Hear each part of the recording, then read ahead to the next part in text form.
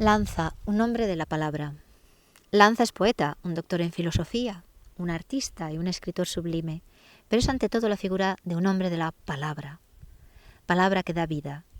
Un hombre de la verdad, un hombre de verdad, un hombre de la dignidad del hombre, un hombre de compromiso, un hombre del Evangelio, un rey filósofo, un rey mago occidental. No es un hombre al que la mayoría quieran escuchar, porque habla la evidencia, que desprecia al astuto y envuelve el muy inteligente. Habla la desnudez que la sociedad viste y muestra el desacato y anuncia el fin de un mundo como lo hemos querido. El arca de lanza es el arca evangélica, una escuela de vida verdadera, un refugio para el alienado por la mentira, un cofre para guardar intacta la semilla hacia la tierra venidera.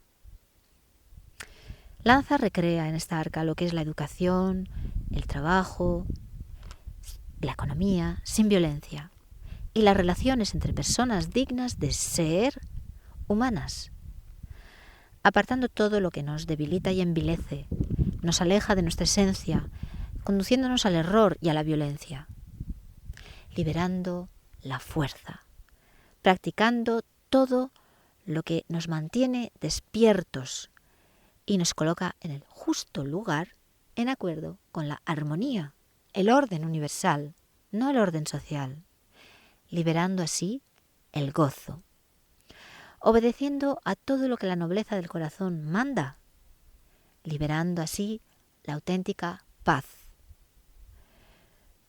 Fuerza, paz y gozo, paix, force et joie. Este fue el lema trino a imagen del alma trina para los compañeros del arca. Lanza del Basto y su arca no reunió un mundo aparte, sino que toma distancia. No es despecho ni desprecio, sino integridad. No es destrucción, sino renovación y compromiso. Un acto realmente responsable, una vida realmente responsable. No tener lavadora o tejer la propia ropa no es primitivismo o anacronismo. Es una de las marcas posibles de un retorno al siempre presente por el espíritu vivificado.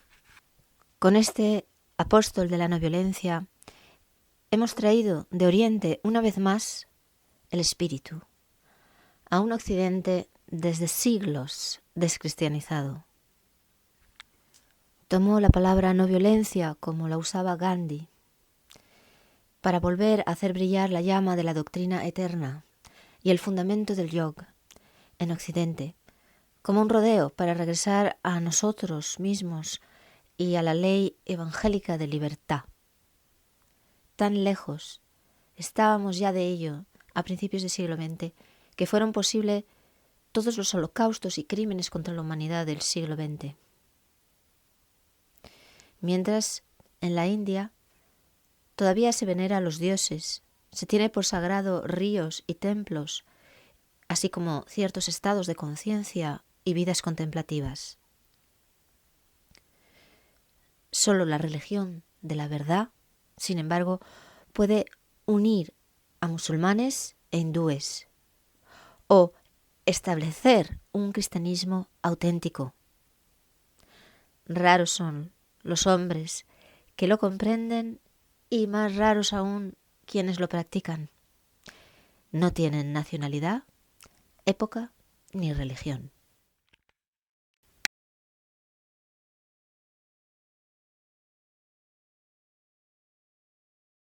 Lanza del Basto peregrinó a las fuentes.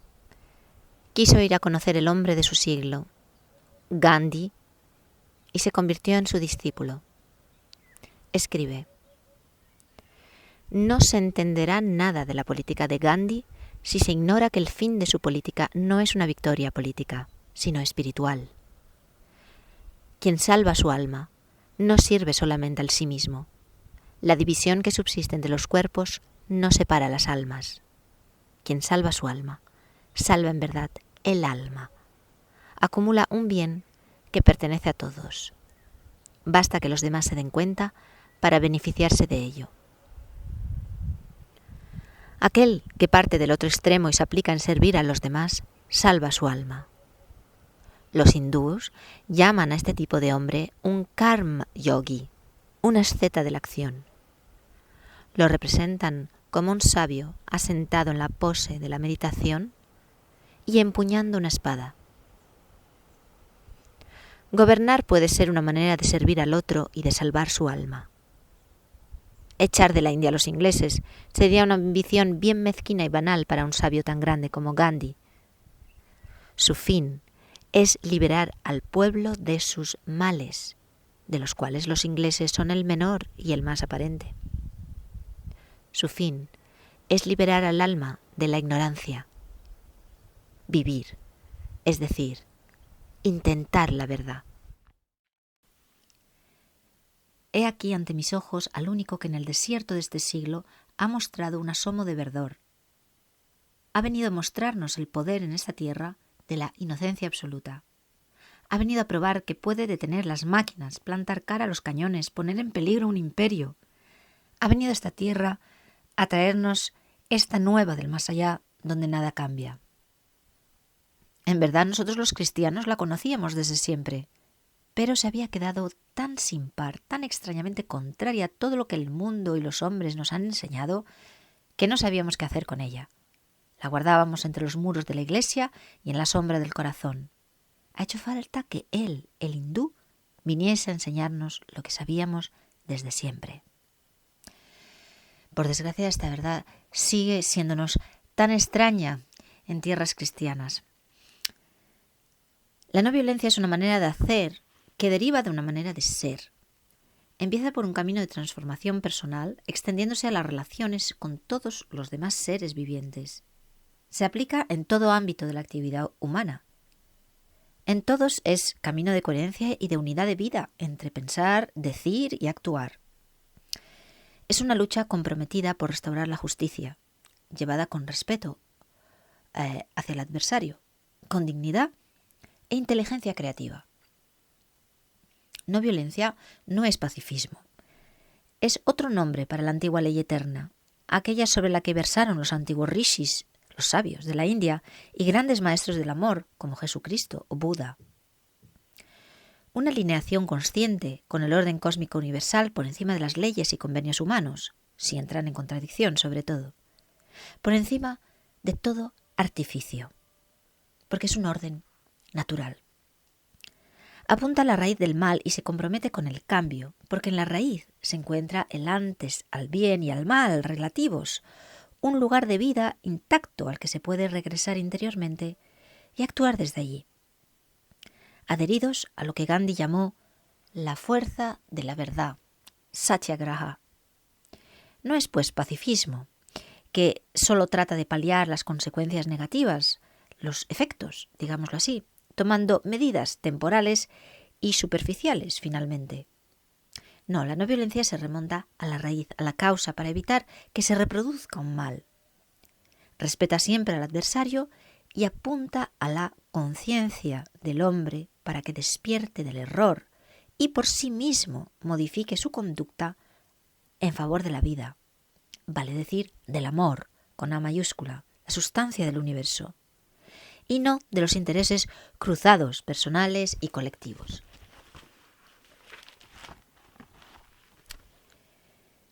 Considera sobre todo, olvidados la caridad del Cristo y gloria de Dios, que el logro de la felicidad de la humanidad no legitima los homicidios colectivos y sistemáticos. Para llegar a la justicia y a la paz, tiene que haber medios justos y pacíficos. Una y otra vez los hombres sin audacia, fe o amor a la verdad y todos los afectados de la enfermedad del espíritu y embrollo psíquico, duda, escepticismo, indiferencia, etc., pretenden siempre menospreciar y deslucir toda empresa de la no violencia en términos de éxito o de eficiencia medidos materialmente. Esta es siempre en verdad la eterna excusa para no ponerse al trabajo real y la ceguera de los negadores de los frutos reales, milagrosos frutos, que la acción bendita de un solo hombre, en este sentido, produce incluso a través de tiempos y espacios. Y el arca de la danza del basto, después del ashram de Gandhi, sin duda han sido un ejemplo viviente de ello. y no una utopía, como a algunos les gusta decir. Todo lo contrario, realidad y ligazón a lo real. Hombres de la modernidad globo-occidental. Repito, no es utopía aquello que por definición se realiza. Todo hombre puede, si quiere ponerse a ello y mediante un ejercicio eminentemente real, dar ejemplo, inspiración o luz a sus semejantes, tal vez sanación. Con Reiki en verdad y espíritu, por ejemplo, que es un yoga de liberación y una modalidad de la medicina divina, sagrada, una medicina no violenta, que Lanza del Basto, de hecho, anheló descubrir. El testimonio más significativo de la no violencia y verdad es vivir. Vivir una vida en la que todo vaya en el mismo sentido, desde la meditación a los trabajos por el pan de hoy, de la cocina al canto.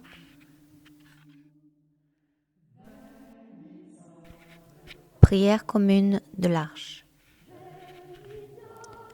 Ô Dieu de vérité, que les hommes divers nomment de divers noms, mais qui est l'un, unique et le même, qui est celui qui est en tout ce qui est, et dans l'union de tous ceux qui s'unissent, qui est dans la hauteur et dans l'abîme, dans l'infini des cieux et dans l'ombre du cœur comme une infime semence. Nous te louons, Seigneur, de ce que tu nous exauces, puisque cette prière est un exaucement, puisqu'en nous adressant ensemble à toi, nous élevons notre vouloir, nous épurons notre désir, et nous nous accordons. Et qu'avons-nous à demander encore si cela est accompli? Oui, que demander sinon que cela dure, ô Éternel, le long de notre jour et notre nuit, sinon de t'aimer assez pour aimer tous ceux qui t'aiment et t'invoquent comme nous, assez pour aimer ceux qui te prient et te pensent autrement, assez pour vouloir du bien à ceux qui nous veulent du mal, assez pour vouloir du bien à ceux qui te renient ou t'ignorent, le bien de revenir à toi.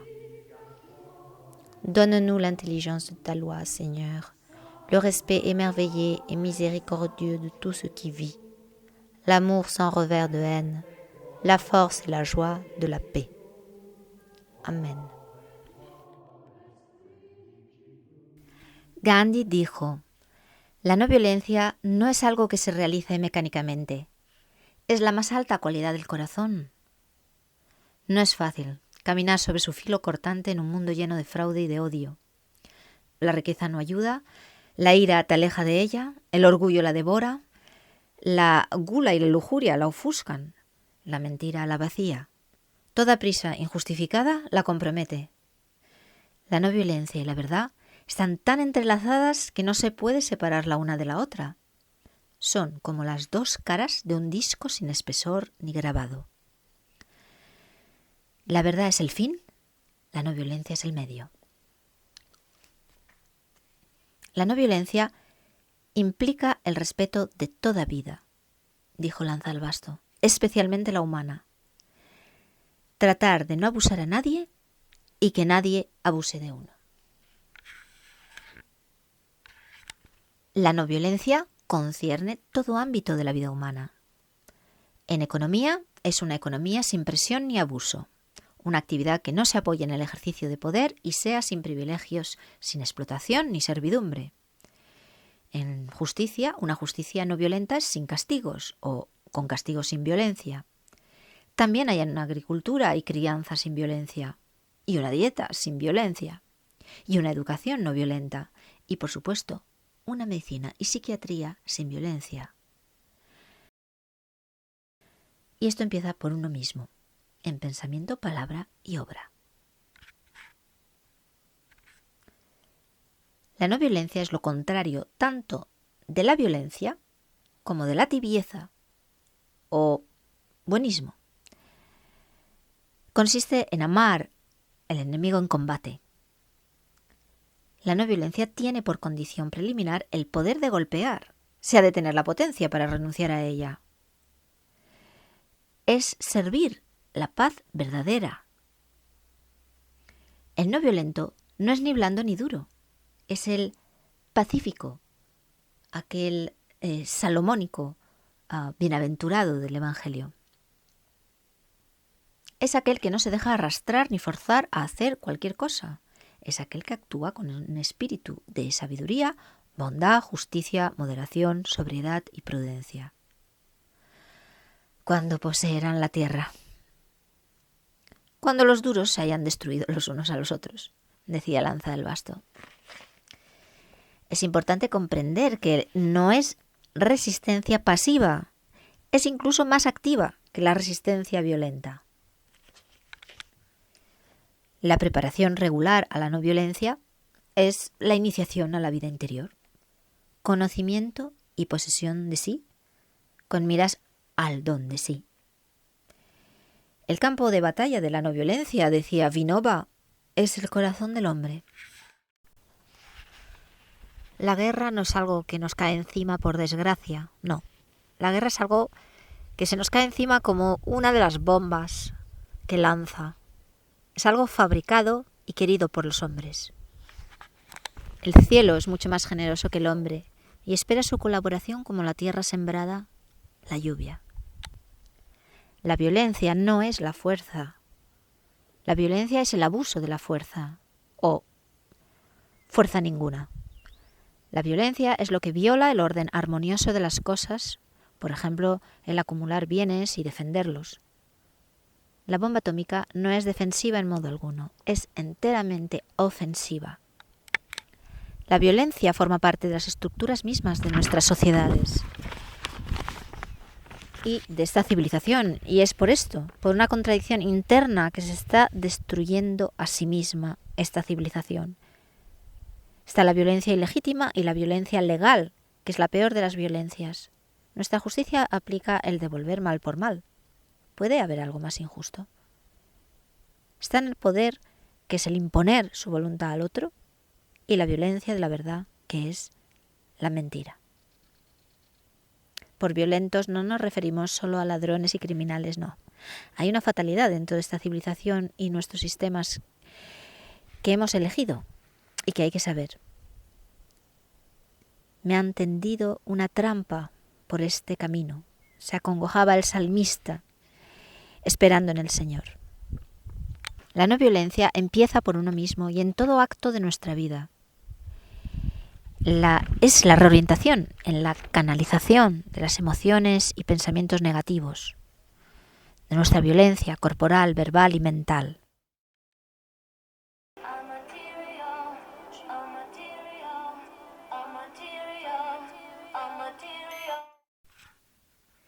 Es una afirmación recurrente entre gente atea, progre, racionalista, que el fanatismo religioso ha provocado la mayoría de las guerras y de los enfrentamientos entre pueblos.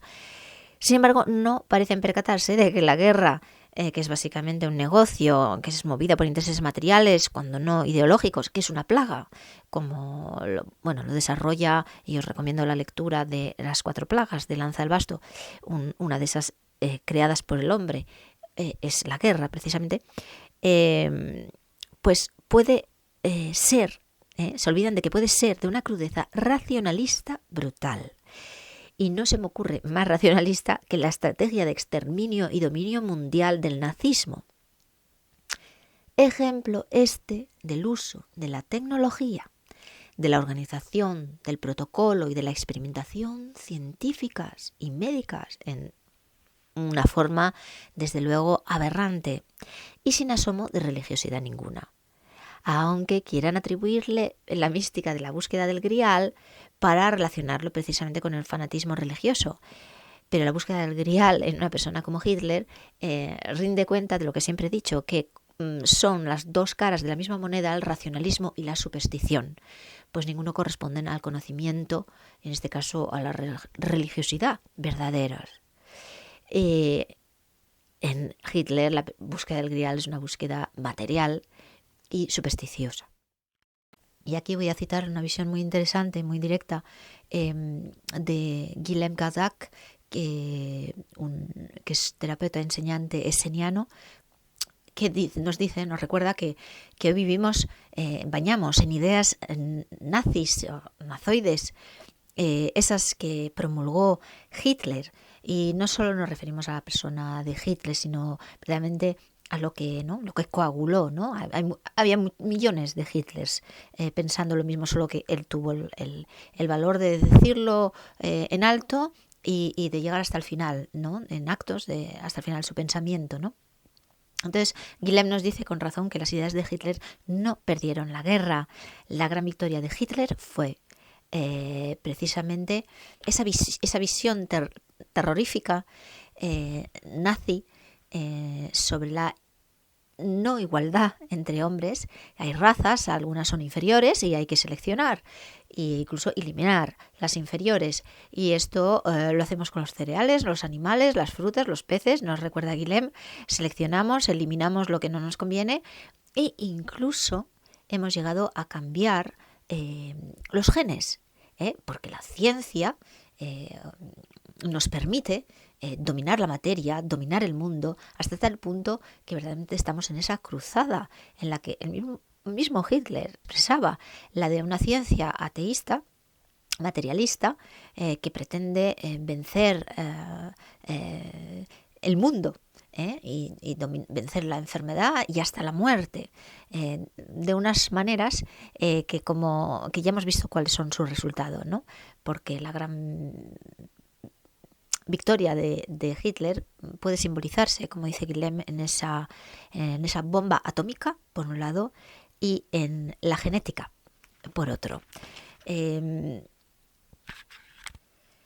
Queremos hablar, pues, de la violencia, por un lado estructural, y por otra queremos señalar la de la tecnología, ese brazo armado para la deshumanización y para la destrucción. Hace un siglo todavía hablábamos de la técnica o de la máquina, ahora ya tenemos que hablar de la tecnología, que es una sofisticación de la máquina, y no hablamos ya de una indignidad humana a la que por lo menos algunas personas fueron, ¿no?, a lo que fueron reaccionando durante los siglos, sino que directamente pasamos a una muerte del humano y de una eliminación y de la humanidad y de su sustitución por la inteligencia artificial. Esta inteligencia artificial por la que están trabajando estas grandes mega empresas globales que dominan el mundo, ultracapitalistas, herramientas creadas para aprender cómo los humanos piensan y cuáles, para anticipar sus deseos y pensamientos. Un espantoso futuro que nos presenta esta máquina.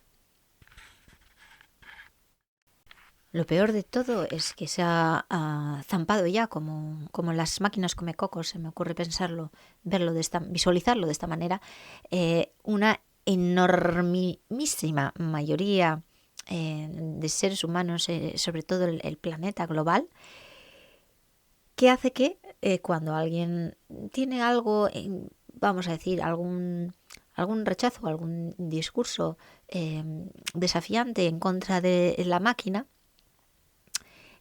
tiene a todo el mundo en contra suyo. Tiene a un hermano, pero esta no es su visión, en contra suyo. Y antes que a una mega empresa ultracapitalista cuyos cabezas son considerados como héroes, son los nuevos conquistadores del mundo y los que las juventudes admiran, modelos para la humanidad, los modelos actuales. Es verdaderamente escalofriante. Mientras estas empresas se interesan por lo que se interesan, un hermano se interesa por lo que se interesa. Y lo que es triste es que eso lo deje de percibir otro ser humano. Que se ha vuelto, que está en estado, algunos dicen, en hipnosis o zombie. Y es cierto, pero no nos vamos a demorar más en la descripción de este lamentable estado, sino que recordamos que aquí en el Arca del Sol invitamos a despertar, directamente a despertar, a aportar verdaderamente la el remedio, el verdadero remedio y la salida a este cataclismo, y que para ello es necesario un ingrediente más allá de la razón humana, y frente al cual el hombre debe volver a humillar su mente. Así es. La sanación real no puede ser controlada por la razón, ni es posible solo por ciencia humana. Supone una entrega de toda arma egoica, mental y psíquica, física y material, una camilla cósmica en la que detener el tiempo y ser el cuerpo golpeado sobre el yunque, las corazas fundidas por el inefable amor. Esto es el ejercicio de luz. Te invitamos a la camilla Reiki Gris, que es una forja divina, con conocimiento ígneo.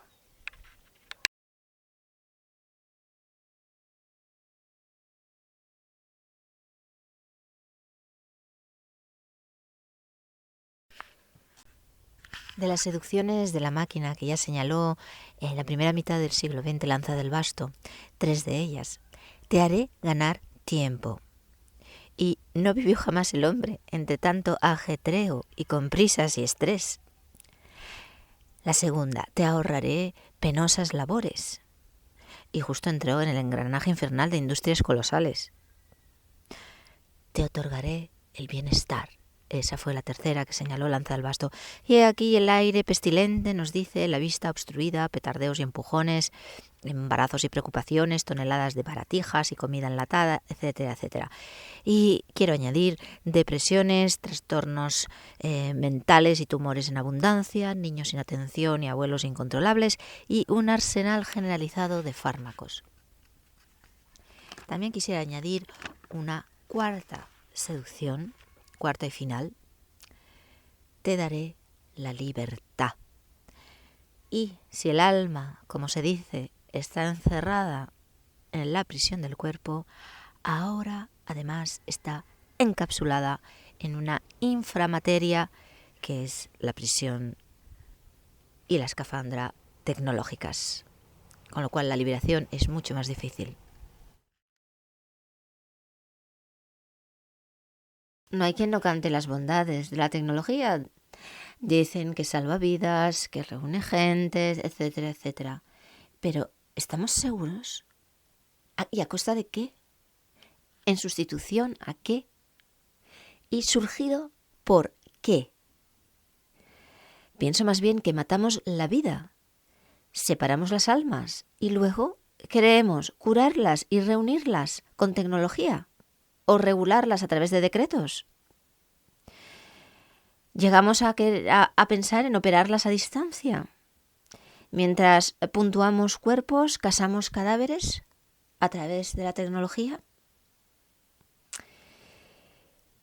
Nos dijeron, y ya van siglos, que los voyants éramos unos voyous. Hago una alusión a Rimbaud. Y los góticos obraban herméticamente, protegiéndose de la ignorancia. Ahora comprendemos por qué encriptaban la doctrina eterna en sus obras al Altísimo. Después nos han llamado negativos, nostálgicos, también violentos, en esa inversión de la visión. Ahora es anti algo, anti todo, negacionistas, por ejemplo. ¿Se atreverán a seguir diciéndolo? ¿Por error o por astucia? Da lo mismo. ¿Es más negativo rechazar una conexión tecnológica como segunda piel y que trastorna al planeta que tener este planeta y humanidad, un planeta moribundo y una humanidad totalmente alienada? Sí, nostálgico es acordarse del bien original, honrándole, apuntando a la libertad misma, sin comentarios. Es más violento sacudirse pulgas, despegarse pulpos, arrancarse sanguijuelas, que eliminar la elección? ¿Que jugar a sustituir a un ser humano por el artificio mismo? ¿Es más violento abatir una puerta de una fortaleza asilo-sanitaria o impedir visitas de familiares moribundos? ¿No lo veis? Es tarde ya, tal vez incluso para hacer un balance. Es hora de dar un salto ya no fuera del progreso, sino del tiempo.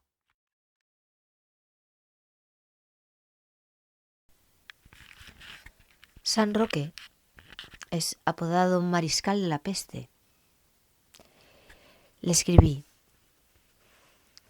Mariscal de la Peste, oh San Roque, te invocamos 7 veces, a lo largo y a lo ancho, por los siglos que nos separan y por recorrer, peregrino, tierras mediterráneas. Ángel de caridad, quien ve más allá del cuerpo infecto, se lanza sin miedo a atender al Cristo presente bajo todo aspecto. ¿Cómo podremos, oh santo patrón de la medicina del amor, en estos tiempos, extender vendas de libertad y apósitos de compasión, salvando las ciudadelas del control material, las cátedras sanitarias, los diagnósticos falaces y las escafandras humanoides de la escisión suficiente? Nosotros, los analfabetos de la supervivencia, los anónimos sin vestimenta, los solos testigos del milagro, nosotros, los perseguidos y abandonados, nosotros, los puentes. ¿Cómo?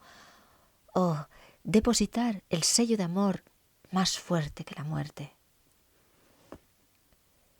¿Por qué en Occidente el asceta es pronto repudiado, el santo puesto en la pira, el caminante encarcelado y negada la mano divina? Ya antes del año 0, el nivel de corrupción confina la santidad al desierto, bosque o cenobio, y limita a la estrella guía y la cueva del nacimiento el testimonio. Solo algunos héroes de la misericordia, fenómenos del corazón cósmico, esparcen su perfume de lirio entre los hoscos campos de batalla mundanal. Salvan de incendios o prisiones de guerra, salvan de invasiones y llagas purulentas. Les venere o rechace el pueblo o los poderosos, ellos sirven a Dios solo. Tal fue San Roque, hasta el arresto de la ingratitud y razón de la mentira. Un perro es más fiel y mejor compañía que todo hombre pagado de sí. Así lo muestra la vida.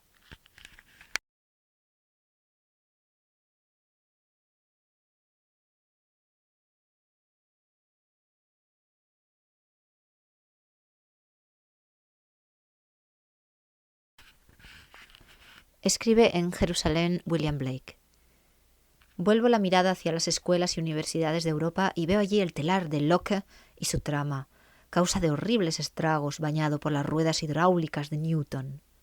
Negro paño que se enrosca pesadamente en las naciones, con crueles mecanismos de múltiples ruedas, las cuales contemplo. Rueda moviendo a la rueda con tiránicos dientes, moviéndose por compulsión unas a otras, no como sucede en Edén, donde rueda dentro de la rueda giran en libertad, paz y armonía. ¿Quiénes fueron los amigos de Lud y el movimiento dicho ludista o ludita? Nos dice la enciclopedia que el ludismo fue un movimiento encabezado por artesanos ingleses en el siglo XIX que protestaron entre los años 1811 y 1816 contra las nuevas máquinas que destruían el empleo. Los telares industriales y la máquina de hilar industrial introducidos durante la Revolución Industrial amenazaban con reemplazar a los artesanos con trabajadoras menos calificadas y que cobraban salarios más bajos, dejándolos sin trabajo. Aunque el origen del nombre ludita es confuso, una teoría popular es que el movimiento recibió su nombre a partir de Ned Ludd, un joven que supuestamente rompió 2 telares en 1779 y cuyo nombre pasó a ser emblemático para los destructores de máquinas.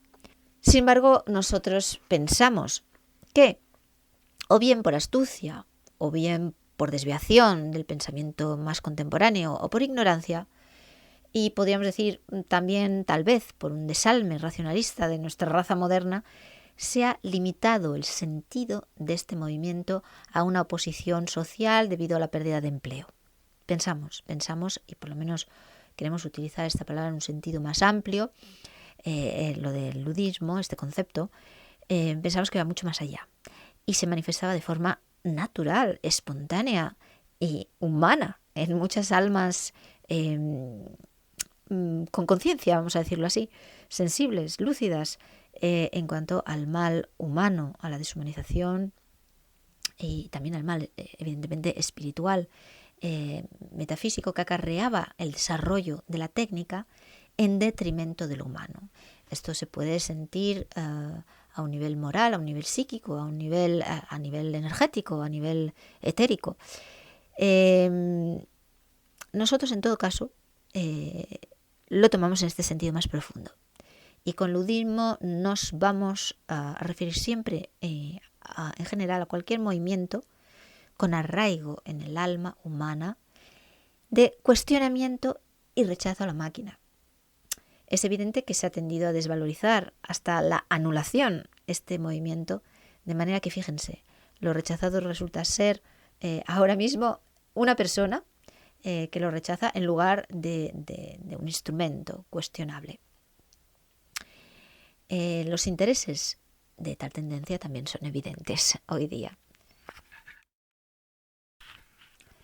Hablando de intereses, a algunos no les ha hecho falta un microscopio para detectar cierta falsedad del desinterés de las investigaciones y de los investigadores científicos. Cierta falsa seriedad detrás de sus lentes y tono de voz tranquilizante. Hay como una futilidad detrás de su aparente solidez y sustancialidad. Se revela pronto a quien resuene con la verdad un dogmatismo insustancial. Y nadie como lanza del basto para destapar ese juego innoble y muy peligroso del científico.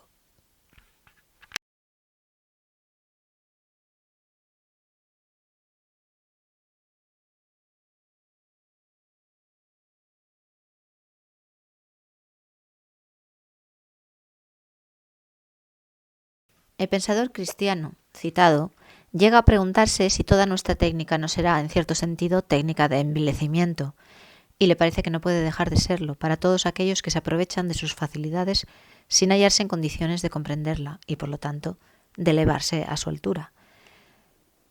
Si hay algo de cierto en esta observación, se percibe por qué la tecnocracia y las filosofías negativas que les sirven de base se muestran más corrosivas aún en las razas que solo pueden recibirlas pasivamente o volverse abyectas y ridículas imitándolas torpemente. Pero la observación no va suficientemente lejos, pues la empresa de la técnica también envilece, de modo más secreto pero tanto más real, a las gentes más capaces de asimilarse su espíritu, puesto que es por sí misma, como lo hemos probado, una subversión del espíritu, un envilecimiento del conocimiento original y de la antigua sabiduría. Este es el momento de examinar el más sacrílego de los falsos juegos, el que se esconde bajo el título de Investigaciones de la ciencia desinteresada. El desinterés es lo que caracteriza al hombre de Dios, al artista inspirado, al héroe, al bienhechor caritativo, pero es también el rasgo saliente del buen jugador en el sentido de que éste solo se interesa por su juego. Aún aquel que juega a la ruleta con una pasión devoradora es todo lo contrario de un avaro. El desinterés del investigador cuesta caro, más que las noches de Monte Carlo. La apuesta no consiste solo en millones y millones de dólares, sino en millones y millones de vidas, en la supervivencia de la especie y del planeta. Pero el acertijo aguza excitantemente su curiosidad. Los largos cálculos, las pacientes manipulaciones, los súbitos hallazgos que constituyen los golpes de suerte del juego solitario se sitúan entre la excitación o las ensoñaciones de la droga y la inspiración poética. El círculo mágico del juego mantiene todas las facultades en suspenso y aprisionadas.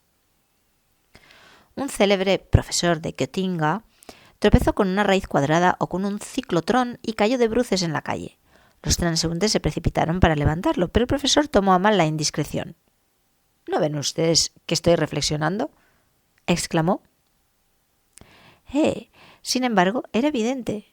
Sí, seremos imbéciles. Habríamos debido comprender, por aquel gran patatrás, qué dirección tomaban tales reflexiones. El sabio no puede dejar de ver, aunque solo de modo abstracto, las convulsiones cósmicas que pueden resultar de sus descubrimientos. Si recibe un sobresalto, la verdad es que se siente más exaltado que antes, habida cuenta de la agresividad instintiva, infantil, latente que se descarga en todo juego. Lo mismo cabe decir de lo subconsciente. El diablo se encarga de adormecer la conciencia, susurrando por medio de las 1000 voces del mundo: la ciencia es buena por sí misma. Algunos dicen que la técnica es neutra, pero a decir verdad siempre es buena, buena tanto para el mal como para el bien. Tú eres puro. En cuanto a las aplicaciones de tu ciencia, ella concierne a los que se valen de ella. ¿Atentarás contra su libertad de usar de ella, bien o mal? ¿Acaso eres el guardián de tu hermano?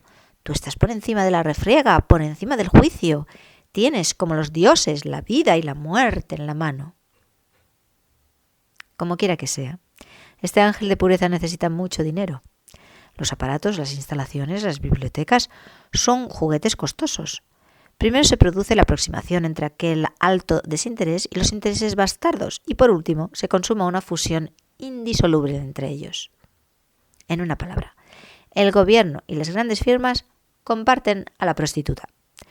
Pero el sabio no ha de vérselas únicamente con su problema, con su rompecabezas, con su solitario.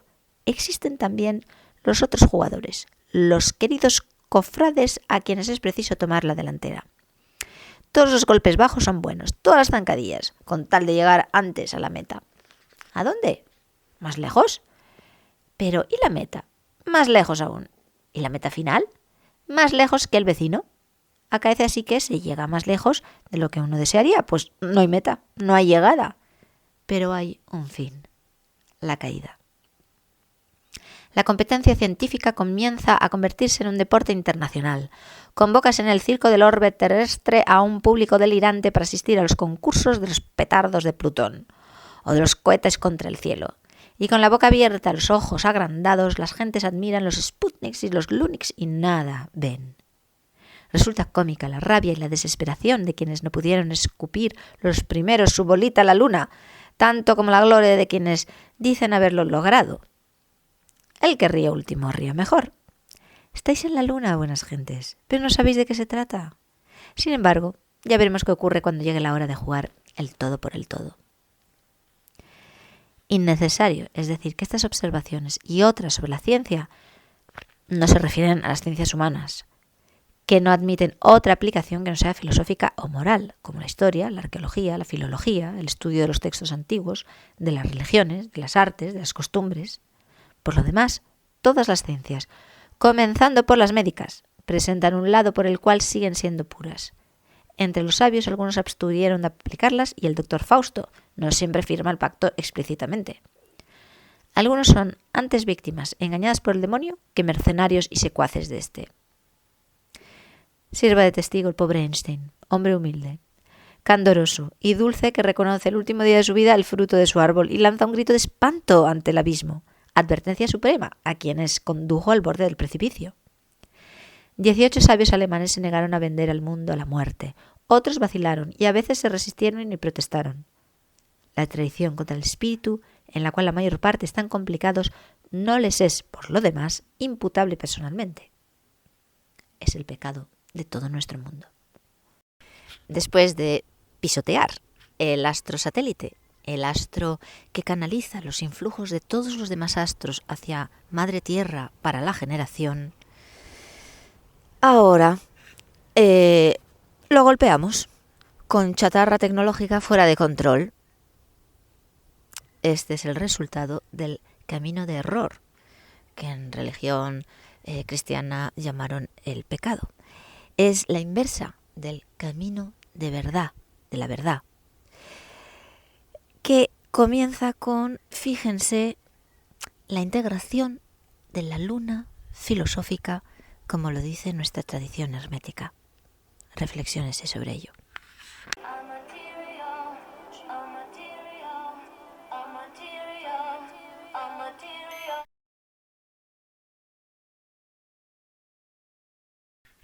La Torre Eiffel o El signo de los tiempos, un poema de Lanza del Basto, traducción inédita de la casita de Reiki. Torre, alta torre sin nada dentro, sin muro ni techo, y sin dentro, Babel hueca y puntiaguda. El vacío en ti se multiplica y se afana iluso, ingenio pensado para dejarnos patidifusos. El orgullo del nuevo siglo se afila en ti. El siglo que naciera un día de feria celebra en ti sus futuras victorias, en ti traza su trayectoria, sin meta ni duda ni mesura, luego alza hasta el descansillo final y nulo el espantajo de su negro cachirulo. Fuselajes colgantes, vértigo aéreo, lejanías abiertas, viento de partida, estela, raíles que curva la salvaje velocidad, todo converge en la cima de la nada. Jaula que hace el pájaro, vuelo mentiroso, falso viaje, todo es óxido y ferralla y cárcel de alambre. Grandeza sombría hecha de pequeñez, ¿cuál es este gigantesco insecto? ¿Acaso es el estrecho futuro que nos ha de cubrir? Cuando todo sea perfecto en nuestra termitera, cuando nuestros últimos sobresaltos se acallen, cuando la calle haya devorado la vida entera. Vanidosa máquina, bestia absurda, piojo colosal con patas de elefante, dotado de un cuello de jirafa decapitada. Siglo, reconócete en tu infante. Salto triunfal del carbón y del hierro, por donde Satán, en el andamio, sobre estos agujeros, estas barras, estas roturas, de un extremo a otro, piensa llevar hasta el cenit el infierno. Miren, su escalera sigue en pie. De la sabiduría de Chuang-Tze, sabiduría taoísta. Tzu Kung fue al sur de Chu y al regresar por el estado de Qin, mientras pasaba por la orilla sur del río Han, vio a un corpulento individuo cultivando un huerto de verduras de media hectárea. Se dedicaba a bajar al fondo de un profundo pozo con una jarra y después a subir para echar el agua sobre las verduras. Parecía estar trabajando como un esclavo sin que sus esfuerzos le sirvieran de mucho. Tzu Kung le dijo: «Hay un mecanismo para esto. Si lo usas, en un solo día podrías inundar 50 hectáreas. No exige demasiado esfuerzo y es muy productivo. ¿No te gustaría tener uno?» El hortelano se levantó y le preguntó mirándole: «¿Cómo funciona?» Es una máquina de madera, pesada por un extremo y ligera por el otro. Saca el agua como si fuera un cucharón, pero en gran cantidad, tanto que sale a borbotones como si estuviera hirviendo. Se llama un extractor para pozos». El hortelano hizo una mueca de incredulidad y dijo, echándose a reír: «He oído a mi maestro decir: donde hay máquinas habrá problemas mecánicos. Donde haya problemas mecánicos, el corazón y la mente de la gente se mecanizarán. Cuando se mecanicen, lo puro y lo sencillo se echará a perder. Sin lo puro y lo sencillo, el espíritu no tiene reposo. Y cuando el espíritu no reposa, ni siquiera el Tao podría mantenerle. No es que no conozca la máquina de la que me hablas, pero me sentiría avergonzado de usar tal artefacto».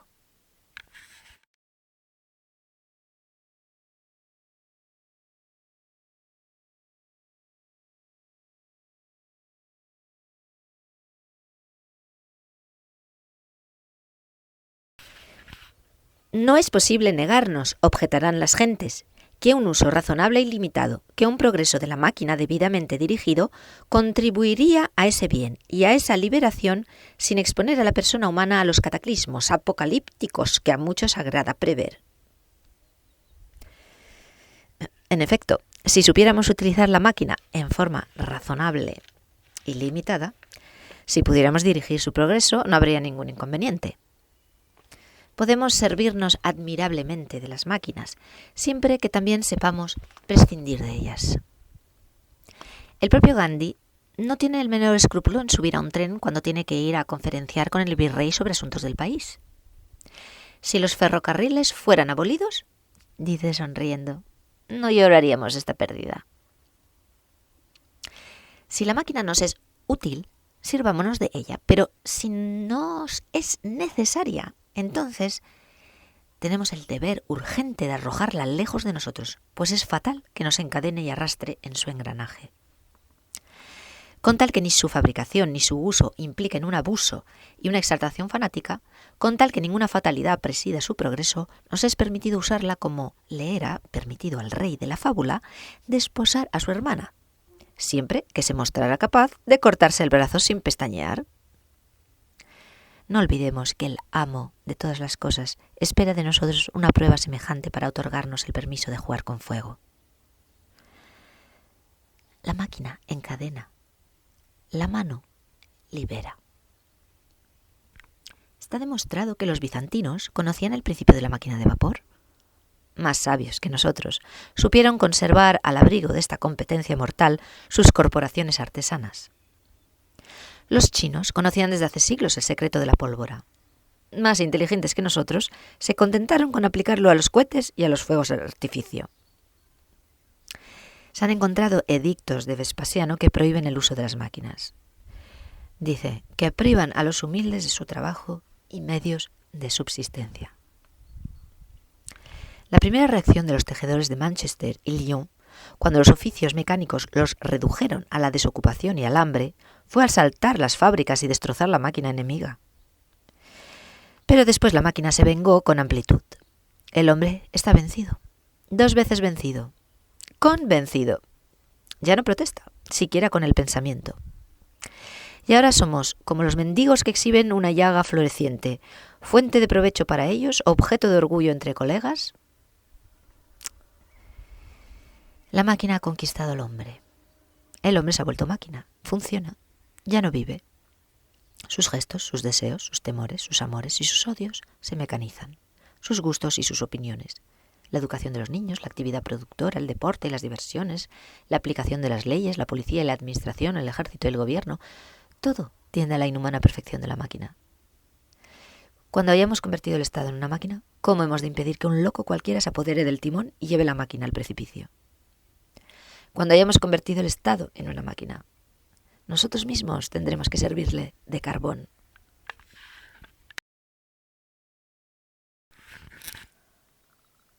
Oh Mare Nostrum, estos días hay un extraño silencio por estas tierras, un bendito y profundo silencio de olivo y pinedas. ¿Cómo puede ser si las gentes aún trabajan? Los niños no han acabado el colegio. Los coches se acumulan en la ciudad por el ajetreo navideño. Mercados esperan fauces abiertas los monederos. Sin embargo, el mar es un espejo. Los cotorreos pajariles solo resaltan el enmudecimiento. El sol es puro oro. La luna puro reflejo. ¡Qué extraño y bendito silencio! Solo puede ser por el Adviento. Sí, los sufíes sabían escuchar esta voz detrás de todo que trae el viento. Oh Mare, Mare Nostrum. Solo queda una salida a la catástrofe humana. El amor o el amor. Quiero decir, el amor, con sus cuidados clementes y compasivos, y el amor con su verbo de afilada espada de la verdad, maza de sabiduría. La disociación sigue siendo enfermedad. Me pongo ese frente a ese, reuniéndome en salutífero caduceo hermético. Salud.